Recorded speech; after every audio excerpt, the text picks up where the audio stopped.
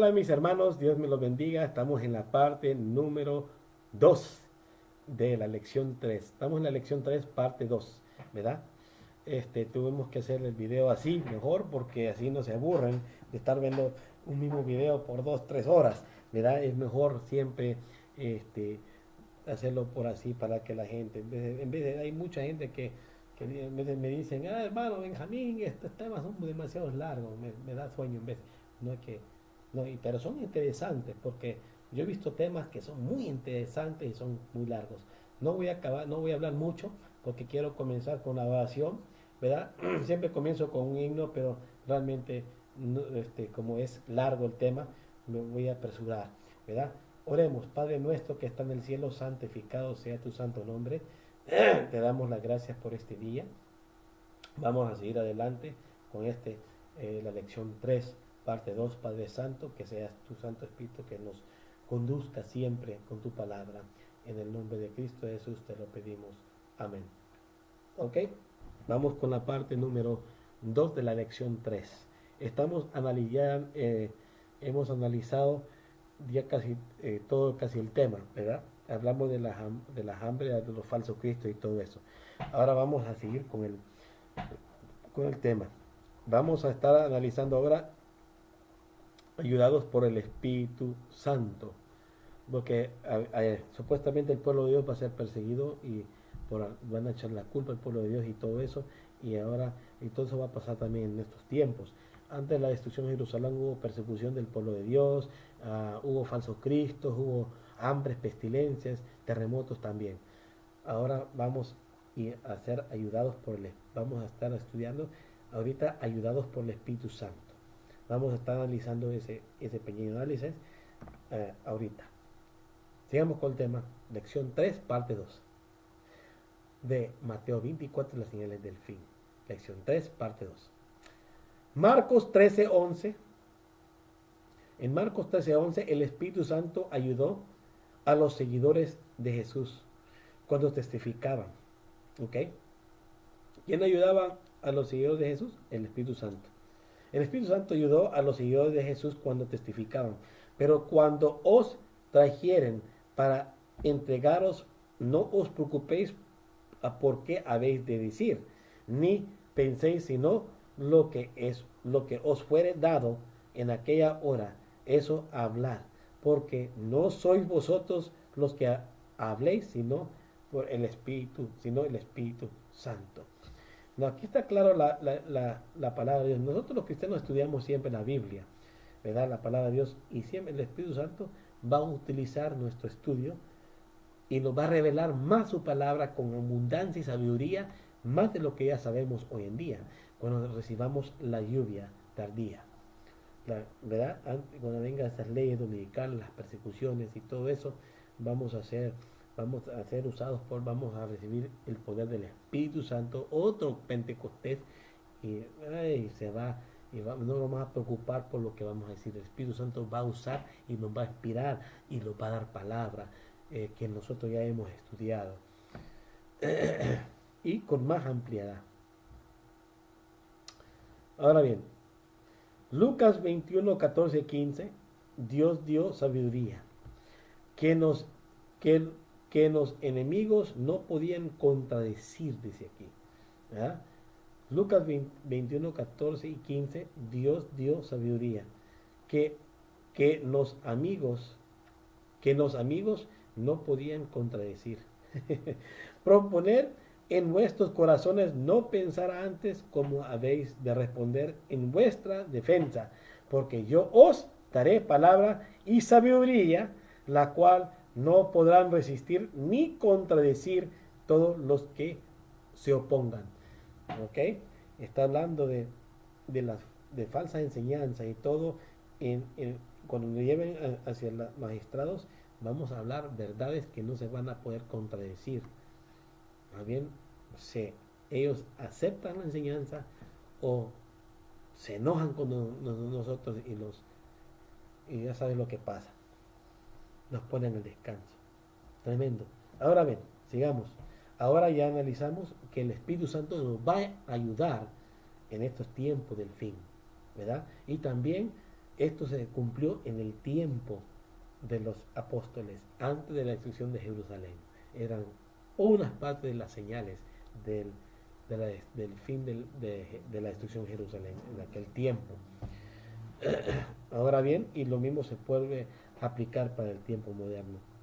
Ahora bien, este, perseguidos y abandonados por amigos y familiares.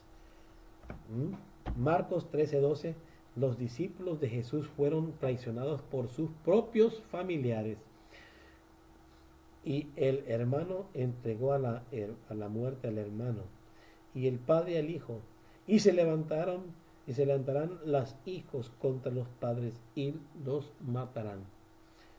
Tremendo, ¿verdad? Lucas 21:16-17. Lucas 21:16-17, entregados por sus propios familiares, más seréis entregados aún por vuestros padres y hermanos, parientes y amigos, y os matarán y algunos de vosotros, y seréis aborrecidos de todas por causa de mi nombre. ¿Será que mi propia familia, cuando se cumpla estas profecías al pie de la letra, los van a odiar, los van a entregar? Cuando miren, cuando este falso movimiento ecuménico culpe al pueblo de Dios, los vayan y la familia estén de acuerdo con ellos y nosotros no estamos de acuerdo con ellos, estamos denunciando la apostasía y todo eso, la familia de nosotros vaya a ir en contra de nosotros, nos vayan a entregar, me entregarían a mí, no sé. Dios sabrá el corazón de cada familia, de nuestra familia, pero la Biblia dice que sí, la propia familia de nosotros lo van a querer entregar. ¿Por qué? Porque no tienen el amor de Cristo, no están practicando la vida cristiana. Entonces tienen la familia pues están en el mundo, están siendo gobernadas por Satanás. Tenemos que orar y hablarle de Cristo a esta familia. ¿Cuántos años la abuelita ha evangelizado a mi familia? Muchos años. A mi papá, mi madrastra, pues, a mis hermanos, pero ahí están, no entienden, quieren vivir en su mundo de pecado, pero oramos por ellos, ¿verdad? Oramos por ellos. Y yo también les he hablado un poco la palabra de Dios, ¿verdad? Anyways, sigamos con el tema. Mateo 10, 34 al 36, odiados por los de su propia casa. Ahí está también, aquí está otra evidencia, escritos en la Biblia, odiados por nuestra propia casa. Esto también se puede cumplir en nuestra propia iglesia, también nos pueden entregar nuestros mismos hermanos, no solamente familiares de sangre, también familiares de espiritual, o sea, hermanos en Cristo, que no están convertidos, que están tibios. Ten cuidado. Odiados por su propia casa, dice, no penséis que he venido para traer paz a la tierra. No he venido para traer paz, sino espada, porque he venido para poner en disensión al hombre contra su padre, y a la hija contra su madre, y a la nuera contra su suegra, dice. Y los enemigos del hombre serán de su propia casa, serán de su casa, su propia casa. Hubo padres y madres traicionarán. Hubo padres y madres que traicionarán a sus hijos y a sus hijas, a sus hijos y a sus hijas, y que traicionarán a sus padres. Amigos, hubo que entregaron a sus amigos al Sanedrín. Los perseguidores cumplieron su propósito matando a Esteban, Santiago y otros cristianos. El deseado de toda la gente es página 583. Tremendo lo que dice aquí la sierva del Señor. Muchos se escandalizarán y abandonarán la fe. Este es un peligro, a mí me da un poco de miedo porque en el fin del tiempo van a haber gente que abandonará su fe. Claro que sí. Cuando venga la ley dominical y no estén con suficiente aceite como las 10 vírgenes que habla Mateo, ¿verdad? Que hablan de las vírgenes, no sé Mateo o Lucas, pero el punto es que habla de las 10 vírgenes, la palabra de Dios en los evangelios, y Todos durmieron, pero habían unas sensatas y unas insensatas. 5 en 5 grupos, ¿verdad? Las 5 fueron sensatas, el esposo las llevó, las otras fueron dejadas por no tener suficiente aceite. Fueron a comprarla y cuando recibieron el aceite ya era demasiado tarde, la gracia se cerró. Pero muchos van a abandonar su fe en el tiempo del fin. Muchos se escandalizaron y abandonaron su fe. Hubo un gran zarandeo entre el pueblo de Dios. Mateo 24:10. Muchos se ofendieron y abandonaron la fe. Dice. Muchos se ofendieron de las verdades y abandonaron la fe. Muchos tropezarán, entonces se entregarán unos a otros, se aborrecerán. Muchos tropezarán y entonces se entregarán unos a otros y a unos a otros se aborrecerán. Todo lo que estamos leyendo se aplica en el tiempo de este tiempo, pero estamos analizando antes de la destrucción de Jerusalén en el año 70, que todo se repite en este tiempo. ¡Wow! El contexto indica que se ofendieron y abandonaron la fe por causa de la persecución. Así que es la persecución causó en el futuro causará un zarandeo entre el pueblo de Dios. En 2 Timoteo 1:15 Figileo y Hermojones, ya sabes esto, que me abandonaron todos los que están en Asia, los cuales son Figelo y Hermojones. Estos dos abandonaron su fe. Ahora bien, en 2 Timoteo 4:10, Demás, porque Demás me ha desamparado, amando este mundo, y se ha ido a Tesalónica. 2 Timoteo 4:16. Todos abandonaron a Pablo en su primera defensa. Todos abandonaron a Pablo en su primera defensa. En mi primera defensa, ninguno estuvo a mi lado, sino que todos me desampararon, no les sea tomado en cuenta. Primera de Juan 2:19. Muchos salieron de nosotros que no eran de nosotros. Tremendo. Salieron de nosotros, pero no eran de nosotros, porque si hubieran sido de nosotros, hubieran permanecido con nosotros, pero salieron para que se manifestase que no todos son de nosotros. ¿Lo mismo va a pasar en tiempo de hoy? Sí. ¿Muchos salieron del movimiento cristiano y abandonaron su fe? Sí, claro que sí. Ahora bien, falsos profetas. Aquí vamos a Mateo 24:11.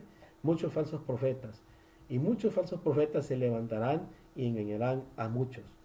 Al igual que en la primera destrucción de Jerusalén, se levantaron falsos profetas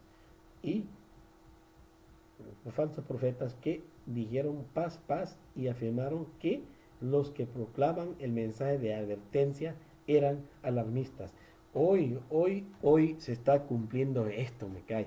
Esto pasó en el tiempo del tiempo de los discípulos, en los tiempos antes que los discípulos predicaban, mira, estas señales son de la segunda venida de Cristo y todo, y le llamaban alarmistas antes de la destrucción de Jerusalén. ¿Por qué?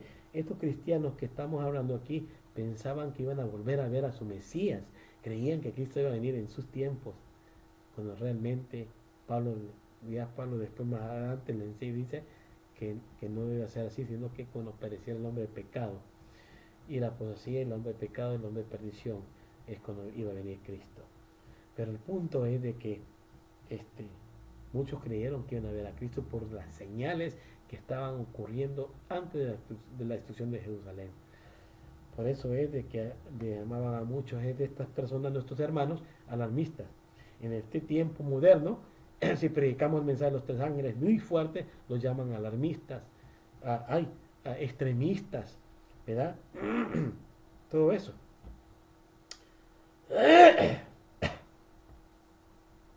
Sigamos. Se levantarán falsos profetas que engañarán a la gente y llevarán a muchos al desierto, magos, hechiceros, que pretendían tener un poder milagroso, arrastrarán a la gente en pos de sí a las soledades montañas. El deseo de toda la gente es página 585.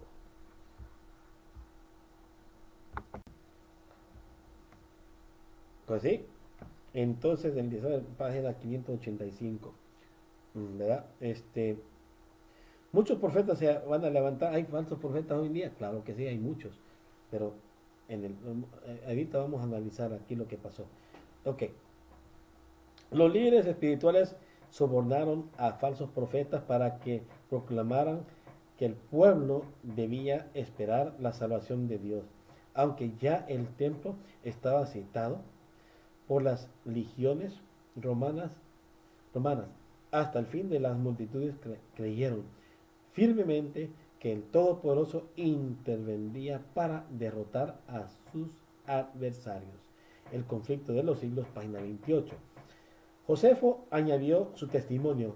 Sucede que mientras Fado era procurador de Judea, un cierto mago llamado Teudas persuadió a un grupo numeroso del pueblo que tomaran sus afectos personales y lo siguieron al río Jordán, pues les dijo que era un profeta y que por su mandato se iba a dividir el río Jordán para que pudieran pasar por él, y muchos fueron engañados por sus palabras. Flavio Josefo, las guerras de los judíos. En el libro de Hechos 13:6, Bar Jesús, y habiendo atravesado toda la isla hasta Pasfos, hallaron al ciego mago falso profeta judío llamado Bar Jesús. Este era un falso profeta, ¿ok? Que se llama Bar Jesús en aquellos tiempos. En segunda de Pedro estamos analizando los falsos profetas antes de la destrucción de Jerusalén en el año 7:0. Segunda de Pedro 2:1, falsos profetas y maestros. Pero hubo también falsos profetas entre el pueblo, como habrá entre vosotros falsos maestros que introducirán encubiertamente herejías destructoras, aún negarán al Señor que los rescató, trayendo sobre sí mismos destrucción repentina. Tremendo. Primera de Juan 4:1. Muchos falsos profetas en el mundo. Wow, tremendo, ¿eh? Amados, no creáis todo espíritu, sino probad los espíritus si son de Dios, porque muchos falsos profetas han salido por el mundo. Ahora bien, ¿hay falsos profetas hoy en día? Estamos hablando del tiempo del año 70, antes de la destrucción de Jerusalén, todo lo que había acontecido. Ahora, ¿están tantos señales hoy en día, en estos días? Claro que sí. Hubo falsos profetas durante todo el tiempo el tiempo de fin comenzó en 1798, cuando el Papa fue preso. Ahí comenzó el tiempo del fin, ¿verdad? Pero el tiempo del fin comenzó en el tiempo ¿y por qué estamos aquí todavía? Porque el pueblo de Dios no aprende. Estamos esparcidos y Dios quiere que seamos unidos para que Él nos lleve al cielo. Entonces lo que tiene que hacer Dios es otro zarandeo y hacer otro llamado fuera de Babilonia para volver a rehacer su pueblo, un grupo, y luego usarlo, o sea, que derrame su Santo Espíritu sobre él y terminar, o sea, purificar al pueblo y separarlo y llevarlo para que él venga por un pueblo unido, no un pueblo manchado, no un pueblo disparcido. No. Tremendo. Pero en estos tiempos sí hay falsos profetas, claro que sí. Hay muchos, yo los miro mucho en la televisión. Yo puedo nombrar uno, y te voy a mencionar uno nada más. Benny Hinn es uno de ellos. Ay, wow, tremendo. Benny Hinn es uno de ellos. ¿Qué más? Bueno, yo no puedo hablar mal de muchas personas, ¿verdad? Porque son gentes que están ciegas, que están engañadas por el enemigo. Piensan que son profetas del Señor. El diablo dice, sos profeta del Señor. Y se la creen. Y el diablo les habla y piensan que es Dios que les está hablando. Benny Hinn y está también ay, se me olvidó el nombre, está también bueno, se me olvidó los nombres de otros. Daniel Ponce tal vez es uno de ellos, pero yo no puedo saber su corazón, no puedo yo, este, este, no puedo yo juzgar su mente, su corazón, no lo puedo juzgar yo él, pero sí tiene, mucha gente dice que él es un profeta, ¿verdad? Él, lo que él dice es que él es un siervo de Dios, pero el punto es de que sí hace sus adivinaciones en público ahí, ¿verdad? Pero yo no puedo juzgar su mente, su corazón, porque hay gente buena que va a salir de ese grupo, y espero que Daniel Ponce es uno de ellos que salga de ese grupo engañado y que se venga a las filas del remanente en este tiempo del fin, porque él es un buen predicador, él predica bonito la palabra conforme a la luz que le fue dada, que en sus estudios que él creció en ese movimiento del espiritismo, pero realmente si fue engañado, Dios lo va a tener que desengañar por el medio de cuando vengan esas persecuciones y cuando sea el llamado del mensaje del cuarto ángel, que es uno del tercero, que salir por lo menos en medio de ellos para que no seas partícipe de sus plagas. Yo oro por hermano Ponce, yo oro por Benny Hinn, yo oro por Jimmy Furtwängler, ¿verdad? Todas esas personas conocidas. No, hay muchos falsos profetas hoy en día, sí lo hay.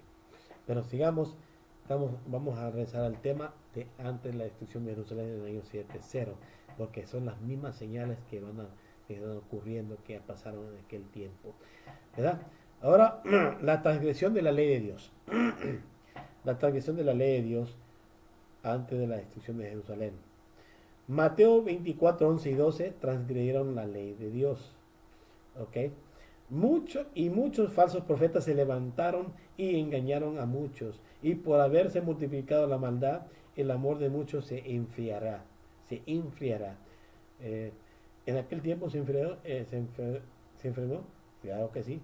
Se enfriará igual. Sí, ya está enfriada la gente casi.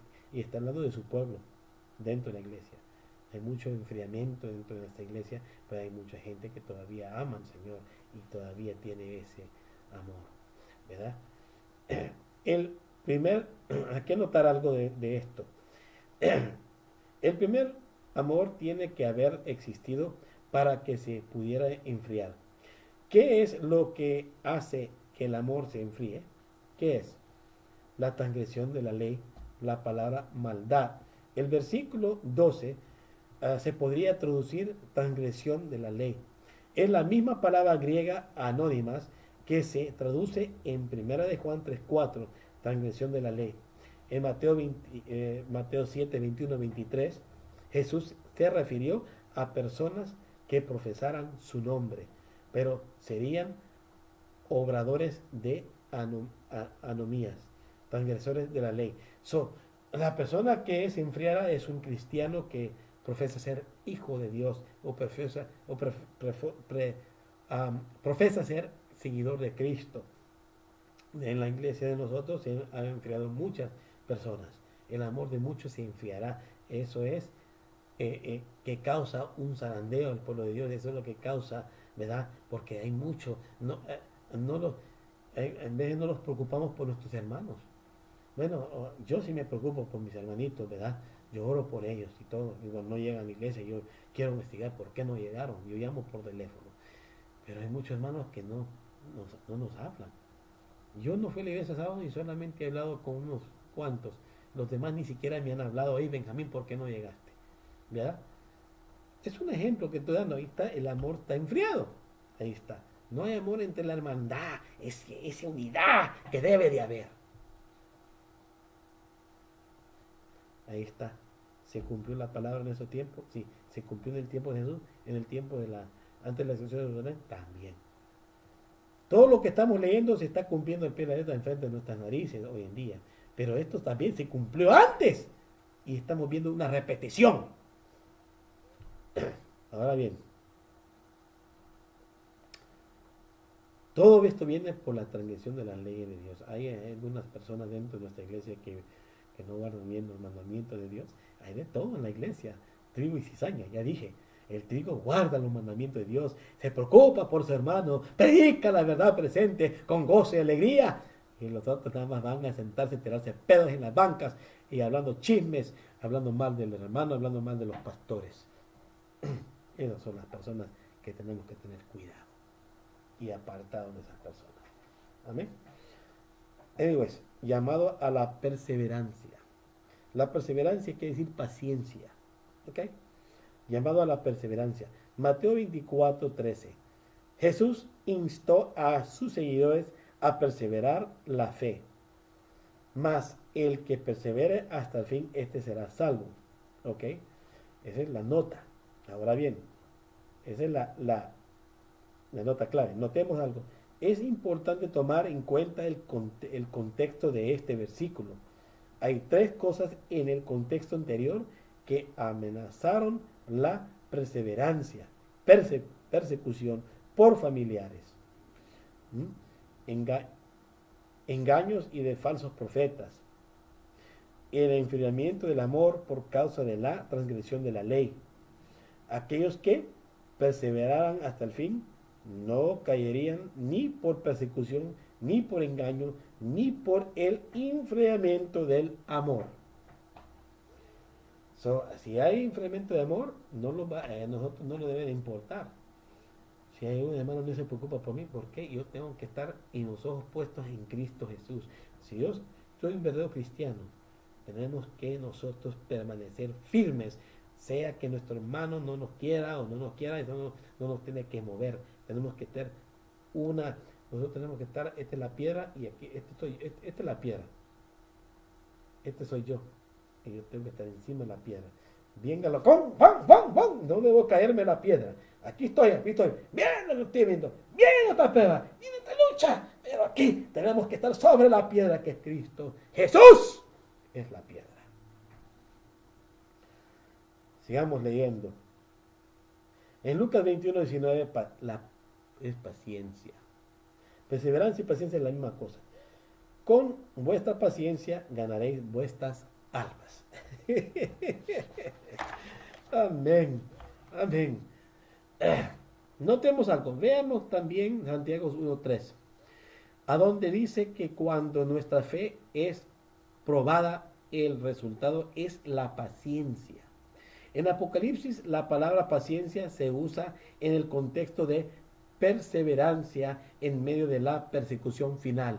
Apocalipsis 13:9, 10 y 14:12. Now, ahora vamos a analizar la predicación del Evangelio al mundo. ¿Ok? La predicación del Evangelio al mundo. Mateo 24:14, y será predicado este Evangelio del reino en todo el mundo para testimonio a todas las naciones, y entonces vendrá el fin, ¿verdad? Ahora bien, la palabra mundo que se emplea aquí es okuomene, que quiere decir, que se refiere al mundo habitado de época, es decir, al Imperio Romano. La misma palabra se usa en Lucas 2:1, a donde César Augusto dio un decreto de que todo el mundo fuera censado. Véase también Hechos 24:5. El libro de Apocalipsis, esta palabra se traduce en los que moran en la tierra. Tremendo. En Colosenses 2:23, el Evangelio se predicó en todo el Imperio Romano. Ese fue el predicación a todo el mundo, fue predicado en todo el Imperio Romano. Si en verdad permanecéis fundados y firmes en la fe, y sin moveros de la esperanza del Evangelio que habéis oído, el cual predica en toda la creación que está bajo el cielo, del cual yo, Pablo, fui hecho ministro. ¿A dónde está registrado esto? En Colosenses 1:23. Ahora bien, Romanos 1:8, la fe se había predicado en todo el mundo. ¿Ok? Primeramente doy gracias a mi Dios mediante Jesucristo con respecto a todos vosotros de que vuestra fe se divulga por todo el mundo. Se predicó todo el mundo el evangelio en aquel tiempo, en el tiempo de los apóstoles. Claro que sí, claro que sí. Y se va a volver a repetir. Claro que sí. Sigamos. La abominación asoladora. En Daniel 26, 26, 27, Daniel 9, mira, Daniel 26, 26, 27. En Daniel 9, 26, 27 hallamos las palabras abominación asoladora. A estos versículos se refirió Jesús en el sermón del Monte de los Olivos. O sea que aquí está la conexión entre Mateo 24 y Daniel 9, 26, 27. Mira lo que dice. Después de las 72 semanas, se quitará la vida al Mesías. Quiere decir que Jesús, ahí está Daniel está profetizando de la segunda venida de Cristo, y luego que él iba a ser muerto después de tantas, ¿cuántas semanas? Después de las 62 semanas, se quitará la vida del Mesías. Ahí está el cumplimiento de que Cristo es crucificado. Y no por sí el pueblo de un príncipe que ha de venir destruirá a la ciudad, el santuario con inundación será el fin de ella, y hasta el fin de la guerra será todas las asolamientos, y en otra semana confirmará el pacto a mucho, y la mitad de la semana hará cesar el sacrificio de la ofrenda. Después, con la muchedumbre de las abominaciones, será el desolador. Desolar, que diga. Será desolar.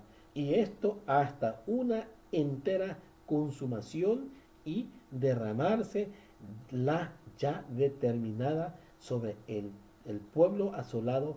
Y Reina Valera de 1909 es la cita esta.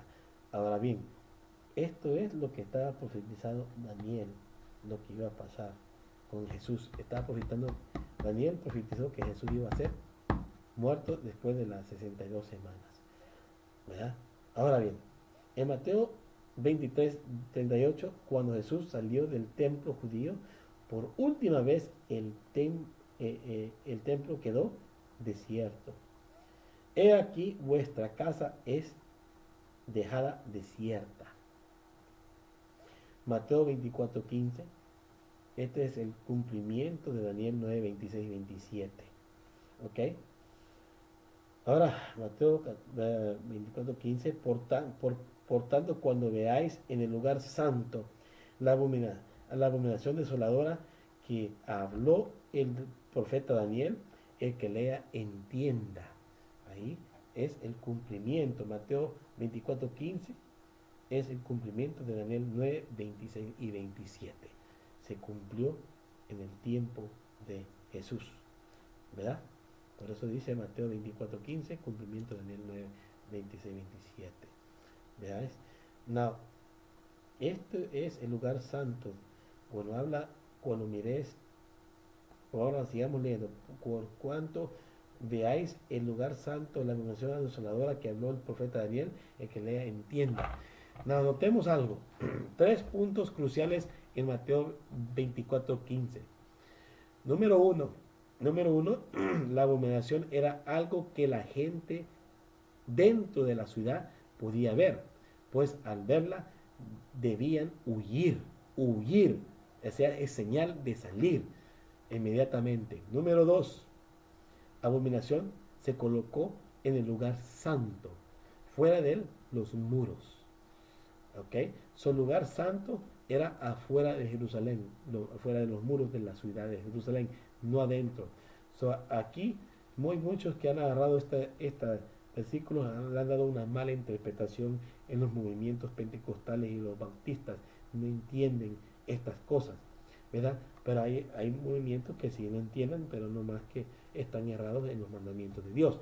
Pero el punto es que esto es la manera adecuada de interpretación, porque esto es historia, esto pasó ya y se vuelve a repetir otra vez en estos días, en una forma un poco diferente, pero global. Ahora, número 3, la abominación era el presagio, y anunció que la asolación vendría pronto. El famoso Flavio Josefo explicó que la profecía de Daniel 9, 26, 27 se cumplió con la destrucción de Jerusalén por los romanos. ¿Sí? Se cumplió. Es como dije, Mateo 24:15, lo que Jesús profetizó se cumplió con Daniel 26:27. Ya está. Se cumplió la destrucción de Jerusalén por los romanos. Es lo que dice Flavio Josefo en sus escritos. Espero que me oigan. Ojalá que mi voz no está muy baja. Quiero que me oigan. Ahora bien. Asimismo, Daniel describió en cuanto al gobierno romano que nuestra nación sería asolada por ellos, las antigüedades de los judíos. Ahora, en Marcos 13:14, Marcos presenta un detalle que no se halla en Mateo 24:15. La abominación se encontraba a donde no debía estar. Por lo tanto, ¿debía estar la asolación asolada en Jerusalén? No, no debería estar.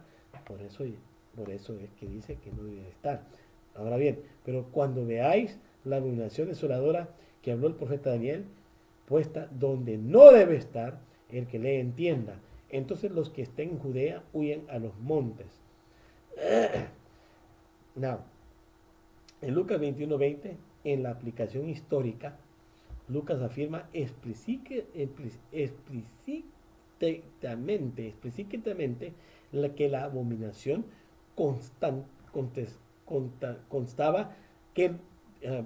de los ejércitos romanos que rodearon la ciudad. En la historia, en la aplicación, en Lucas 21:20, en la aplicación histórica,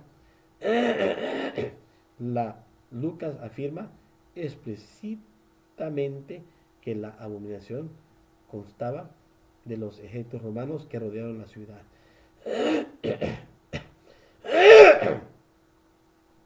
Pero cuando veáis a Jerusalén rodeada de ejércitos, saber entonces que su destrucción, asolación ha llegado. Están las pruebas ahí. Eran las señales para huir. Nota, la abominación constó del sitio de la ciudad. ¿Ok? Notemos algo. La abominación constó del sitio de la ciudad por los ejércitos romanos. Así que el lugar santo se refiere al área fuera de la ciudad. No a la ciudad o al templo en sí. Jesús les dijo a sus seguidores que el sitio de la ciudad por los ejércitos romanos era la señal para huir, una señal. La pregunta clave es, ¿cómo podían huir de los cristianos de la ciudad si los ejércitos romanos no tenían citada? Josefo escribió que Tito con sus ejércitos edificó un muro que circundaba toda la ciudad. No había escape. Había muros, no había escape. La guerra de los judíos, ahí está escrito todo eso.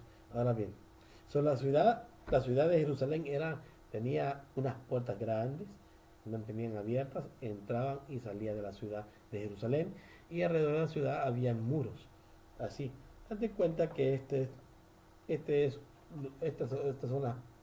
date cuenta que esta es la ciudad. Aquí están las puertas, ¿ok? Y aquí están las puertas y aquí hay muros. Si abres la puerta, entras dentro de la ciudad. Pero aquí hay muros y aquí hay muros. Date cuenta que es como una cárcel, no más que era una cárcel, es como una ciudad que no pueden salir la gente. Y cuando está bloqueada las puertas, no quién entra y quién sale de esa cárcel. Lo mismo así era Jerusalén en el tiempo de antes. ¿Verdad? Por eso es que no podían salir. ¿Verdad? Ok.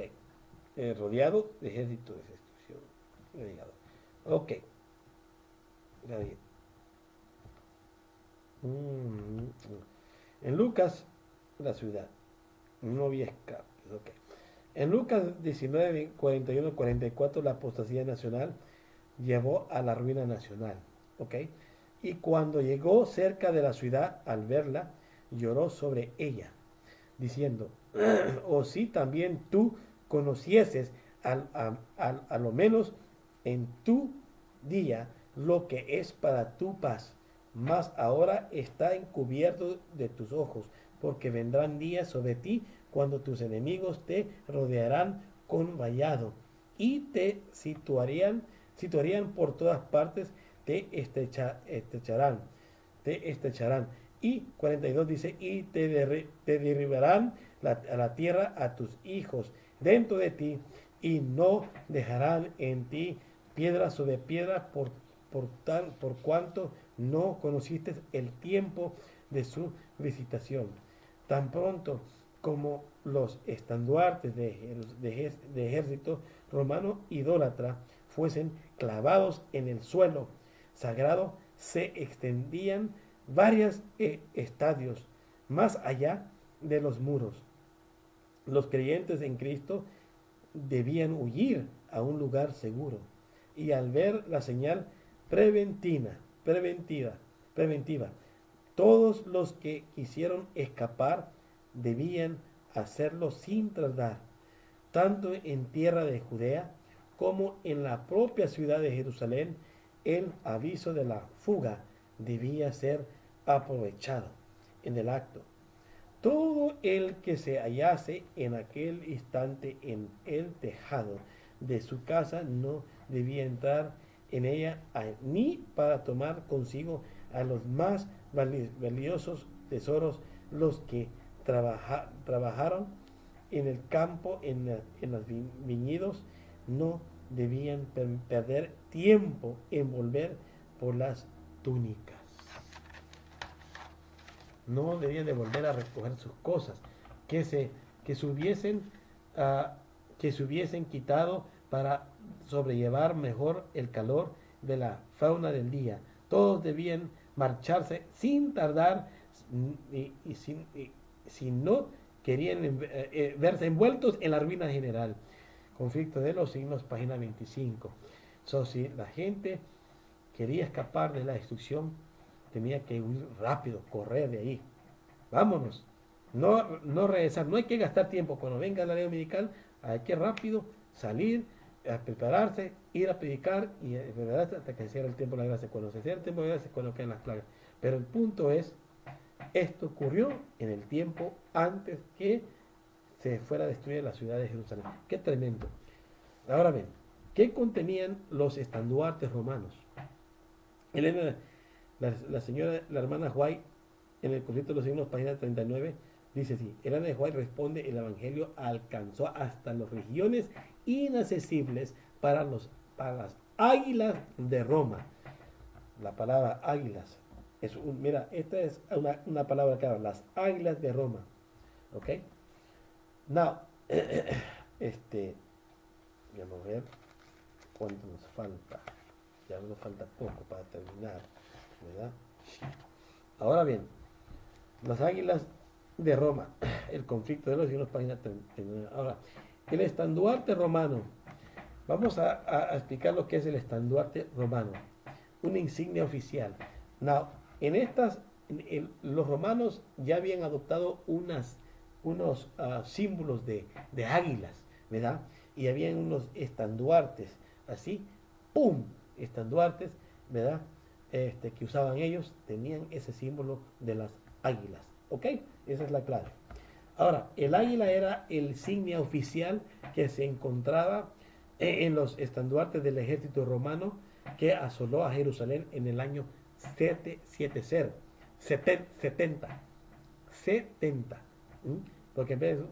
Porque digo, repito esto, el número, porque en vez uno se confunde, piensa que uno dice 60 con el 60, cuando tú no está hablando de un 70.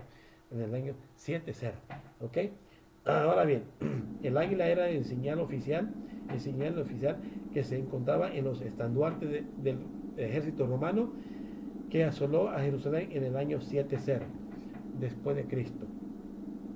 Antes del año 104 antes de Cristo, cuando los años eran contados al revés, diversos animales aparecían en los estandartes romanos, entre los cuales estaban el toro y la serpiente y el león y el buitre. Pero en ese año el cónsul Mario dio órdenes que el águila fuera el único emblema en los estandartes de las religiones romanas. ¿Ok? Antes tenían muchos símbolos de los romanos, como signia, era el toro, la serpiente, el león y el buitre. Pero después el cónsul de Mario ordenó que que usaran la águila como el logo oficial del romano imperio romano en el año 104 antes de Cristo. En aquel tiempo los años se contaban al revés, de 4000 a llegar al año 0, ¿verdad? Y luego cuando Cristo nació comenzó el conteo otra vez, como un ejemplo, es un ejemplo que estoy dando, el año 0, 1, 2, 3, 4, 5, 6, 7. Entonces, Cristo fue bautizado en el año 27, crucificado en el año 31. Jesús tenía unos 33 años en el tiempo, estaba joven, y Jesús se fue al cielo a esa edad. ¿Ok? Bueno, sigamos. En el año 63 a.C., el general romano Pompeyo, en una campaña militar en Asia Menor, adoptó a Dios Sol Mitra como el dios de los ejércitos romanos y deificó los estandartes deificó los estandartes que contenían el águila. En este dios falso, este dios que veneraba el emperador Constantino el Grande, se llamaba Dios Sol Invictus, el invencible sol. Con el transcurso del tiempo, el estandarte con el águila se convirtió en un símbolo de la invencibilidad de Roma. Según los romanos, así como el sol derrotaba diariamente a las tinieblas, las legiones romanas derrotaban sus enemigos. El águila en el estandarte romano tenía las alas extendidas. ¿Okay? En su alrededor tenía una guirnalda circulada dorada que representaba a Dios Sol Mitra. La cabeza del águila estaba variada hacia la derecha y tenía en sus guerras 2 flechas, símbolo de guerra. Interpreters Dictionary of the Bible Volume 1. ¿Ok? Josefo nos dice que cuando las legiones romanas circundaron a Jerusalén, clavaron sus estandartes en el suelo y les ofrecieron sacrificios y le rindieron adoración. Luego venían a los alfareces del albarcante águila, que se encuentran siempre en la cabeza de cada legión romana, siendo el rey y más fuerte de todos los aves. Para ellos es símbolo de dominio y un presagio de que iban a conquistar todo cuanto hallasen en su camino. Flavio Josefo, Las guerras de los judíos. Tremendo, tremendo. Ese es el estandarte romano, ya lo explicamos cómo es y qué es. Era un símbolo, era ¿cómo se llama? Un sign, ¿cómo se llama? Un sign, un emblema, ¿ok? Ahora bien, Roma y Babilonia. Roma llegó a ser la Babilonia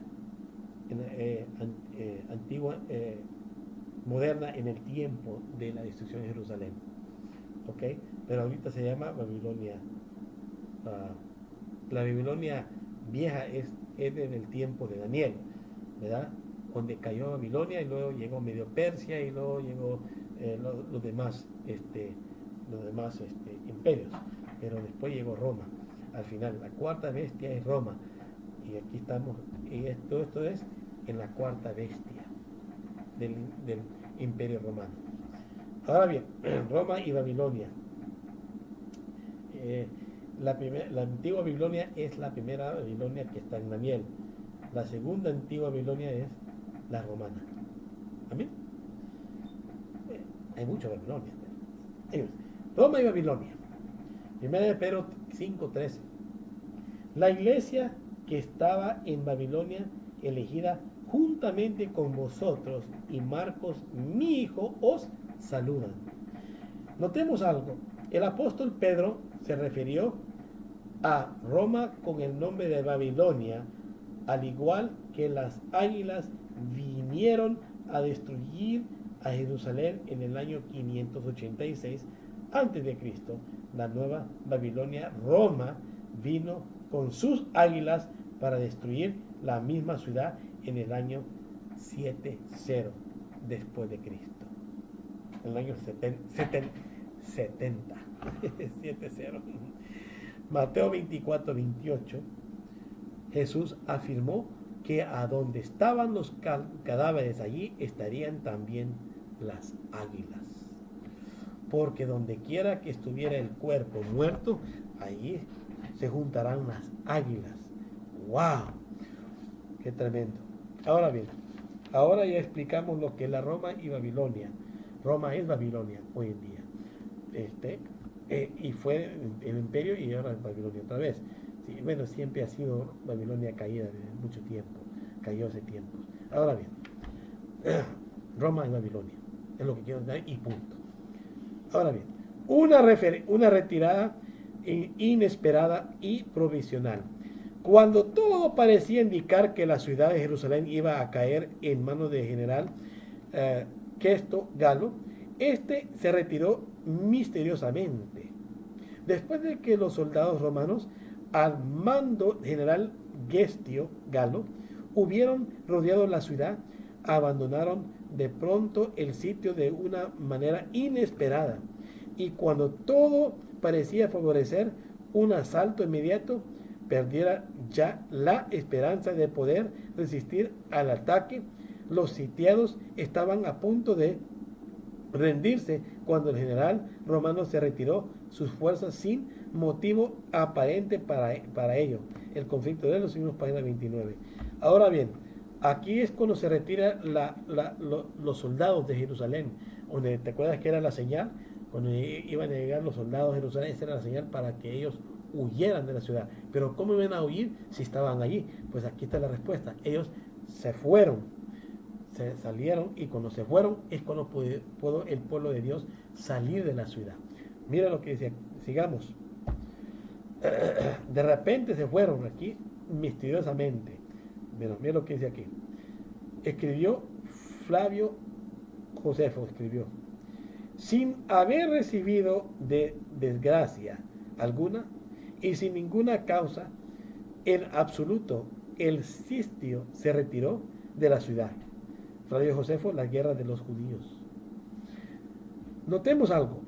Cuando Cestio se retiró inesperadamente de Jerusalén, los judíos tomaron esto como una señal de que Dios estaba luchando en su favor. El ejército romano sufrió muchas bajas y los falsos profetas anunciaban que se estaban cumpliendo sus profecías, que Jerusalén nunca sería destruida. Pero luego las legiones romanas regresaron y destruyeron la ciudad y perecieron más de 1 millón de judíos. Qué tremenda historia. Pero los cristianos, ¿qué pasó con los cristianos? ¿Se salieron? Claro que sí. Esa era la señal de huir. Para los judíos era una señal de victoria que se fueran los romanos. Pero para el pueblo de Dios remanente, para el pueblo de Dios que ama a Cristo, era señal para huir. Vámonos, porque esta señal que va a venir una destrucción a Jerusalén. Y salieron huyendo. pero se quedaron los judíos, los que odiaban a Cristo, los que anunciaron a Cristo, los que mataron a Cristo, los judíos esos que no quisieron creer en el Mesías. Ellos creían que todavía Dios estaba a su favor, que Dios los iba a proteger. ¿Cómo no los va a proteger si negaron al Mesías? ¿Vieron lo que les pasó? ¿Cuántos murieron? Regresaron los soldados, rodearon la ciudad y puro blum, blum, blum, blum. Más de 1 millón de judíos murieron. La huida de los cristianos. En Mateo 24, 16, 18, entonces los que estén en Judea huyen a los montes, el que esté en la azotea no descienda para tomar algo de su casa, el que esté en el campo no vuelva atrás para tomar su capa. Cuando se estió, se retiró. La ciudad, el pueblo de Dios, pudo huir sin impedirlo. Los judíos y los romanos, porque los judíos estaban atacando a los romanos y los romanos se estaban retirando.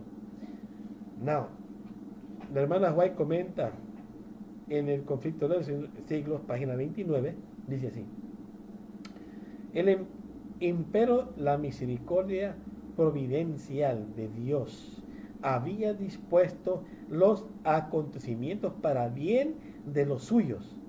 Ya estaba dada la señal a los cristianos que guardaban el cumplimiento de las palabras de Jesús. En aquel momento se les ofrecía una oportunidad que debían aprovechar para huir conforme a las indicaciones dadas por el Maestro. Conflicto de los siglos, página 29. Ahí está cuando salieron el pueblo de Dios.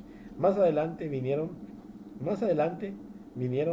Vespasiano y Tito contra la ciudad y ya no hubo retirada. El pueblo de Dios había visto las águilas de Roma alrededor de la ciudad y escaparon. Así fue la señal de las águilas. Separó a los justos de los impíos. Los hicieron caso a la señal, salvaron a sus vidas, y los que la ignoraban perecieron.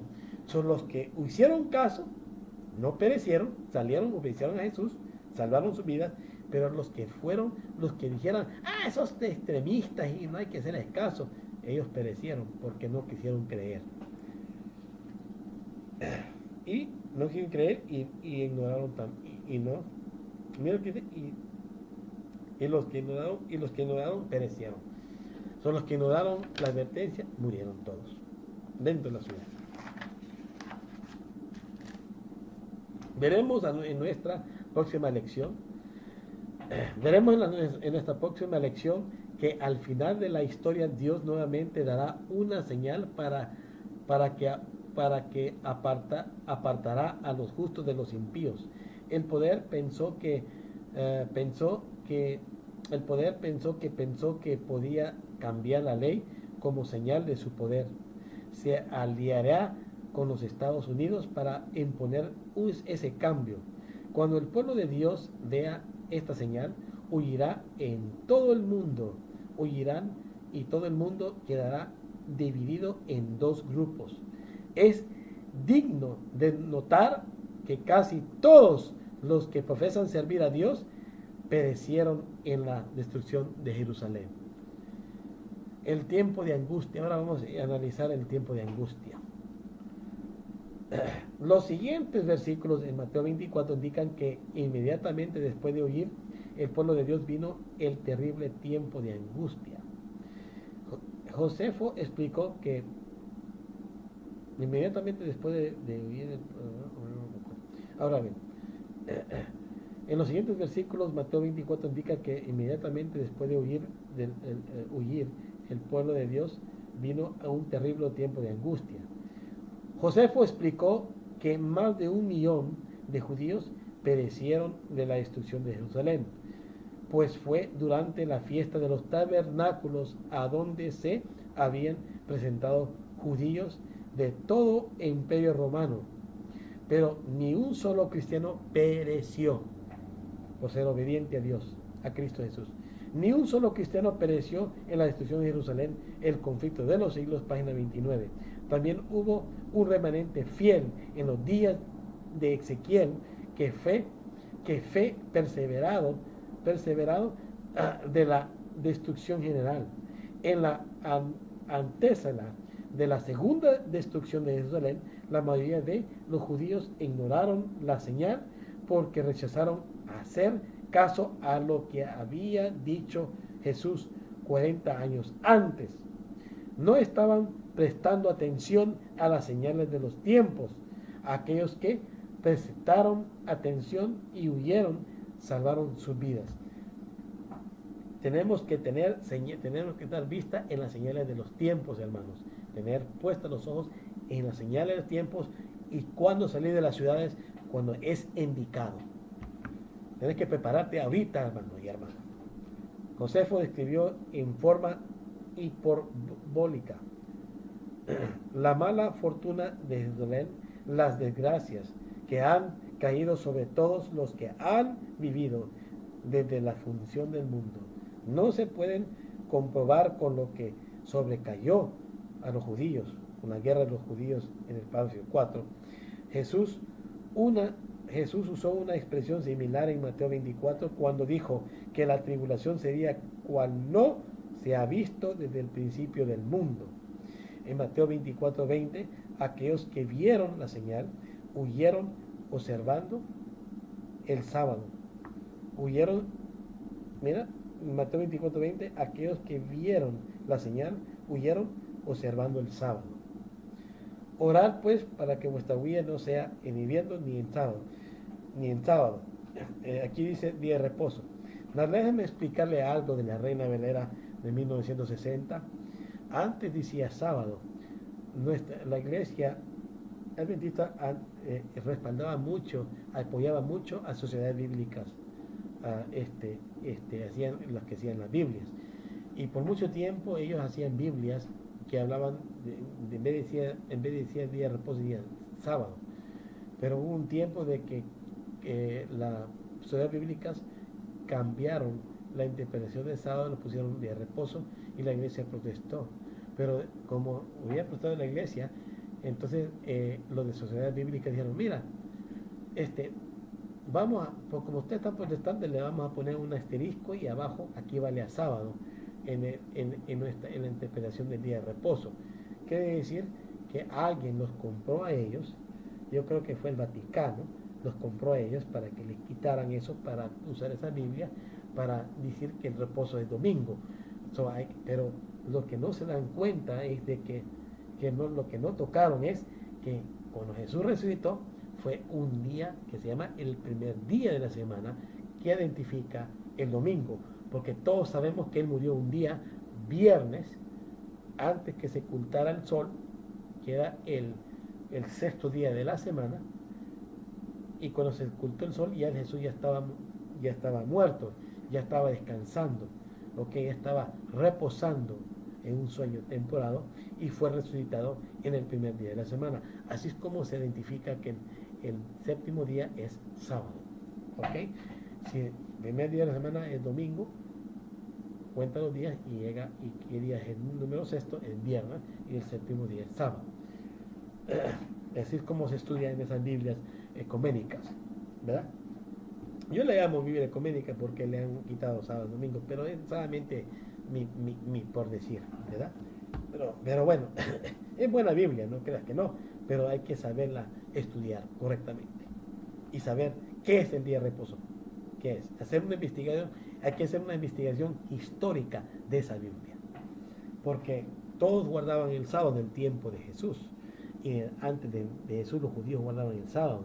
Moisés guardaba el sábado, todo el pueblo de Dios guardaba el sábado, hasta este cierto día, en este día moderno, se guarda el sábado. Orad pues, porque aquí está la evidencia. Aquellos que vieron la señal, huyeron, observaban el sábado, el día de reposo. Orad pues, que vuestra vida no sea en invierno ni en día sábado. La apostasía nacional fue seguida por la ruina nacional. La apostasía nacional fue seguida por la ruina nacional. Pensaban que deshaciéndose de Jesús y sus seguidores salvarían la nación, pero sucedió lo contrario. En Juan 11, 48 al 50, Juan 11, versículos 48 al 50, el argumento de Caifás. Si le dejamos así, todos creerían en él, y vendrán los romanos y destruirán nuestro lugar santo y nuestra nación. Entonces Caifás, uno de ellos, sumo sacerdote, aquel año les dijo: vosotros no sabéis nada, ni pensáis que nos conviene que un hombre muera por el pueblo y que toda la nación perezca. So, aquí lo que dice Caifás, por eso quiso matar a Jesús, para que no pereciera la ciudad, pero realmente todo modo fue lo contrario, perecieron, porque ellos eran un pobre ciego, apóstata. Los dirigentes judíos pensaban que acabando con Jesús iban a salvar su nación, pero sucedió lo contrario. La apostasía nacional llevó a la ruina nacional. Por eso es de que el pueblo judío, el pueblo de Judea, la nación judía, la destrucción de Jerusalén, vino por matar al Mesías. Esa era su gran apostasía. ¿Por qué? Porque en el tiempo de antes, cuando estaba el santuario terrenal, señalaba al Mesías. Todos los ritos que se hacían señalaban que iba a venir al Salvador. Y estos judíos, por tradición, ya durmieron tanto tiempo esperando al Mesías, se pusieron, el día lo cegó, y cuando vino el Mesías, no lo reconocieron. Mataban el sacrificio de los animales, el macho cabrío, la paloma, todos ellos representaban a Cristo, el perdón de pecados. Tremendo. Bueno, es tremendo. Y cuando vino Jesús no lo reconocieron y siguieron matando animales. Bueno, eso tenía que suceder hasta que muriera Cristo, ¿verdad? Cuando Cristo murió, todo dejó de cesar. Ya no se sigue matando chivos y ovejas. Pero la ruina nacional de Jerusalén fue la negación de Jesús. Negó a su propio maestro. Y eso llevó a una destrucción, ruina nacional. Dios te bendiga y gracias por estar conmigo. Voy a orar por ti. Acepta a Cristo como su Salvador personal. Y si quieres visitarnos a nuestra iglesia, es 1015 Centro Avenue en Glendale, California. ¿Verdad? Dios te bendiga y Dios te guarde. Vamos a orar y cerramos. Padre que está en el cielo, santificado sea tu nombre. Gracias por habernos acompañado en este tema tan bonito y hermoso que es. Señor, gracias por tu palabra, Señor. Purifícanos en tu verdad, tu palabra es verdad. En Cristo Jesús te lo pedimos. Gracias por todo. Amén.